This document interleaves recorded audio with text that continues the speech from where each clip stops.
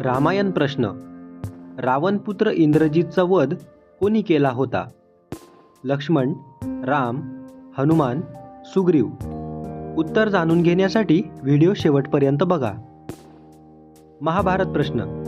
द्रौपदीच्या केसांना पकडून सभेमध्ये कोणी ओढत आणले होते? शकुनी, कर्ण, दुर्योधन, दुशासन.